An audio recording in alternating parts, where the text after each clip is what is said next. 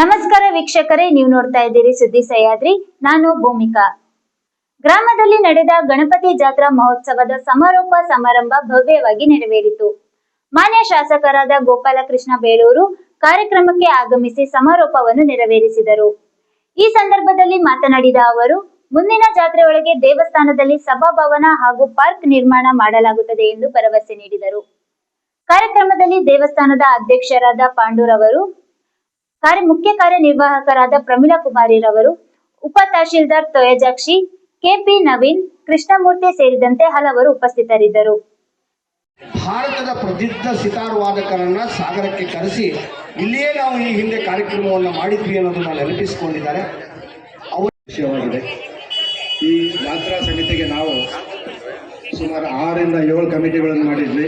ಎಲ್ಲ ಕಮಿಟಿಯವರು ಅವರವ್ರ ಕೆಲಸನ ಶ್ರದ್ಧೆಯಿಂದ ಚೆನ್ನಾಗಿ ಮಾಡಿದ್ದಾರೆ. ತಮ್ಮೆಲ್ಲ ಸಹಕಾರದಿಂದ ಅದೆಲ್ಲ ನಡೆದಿದೆ.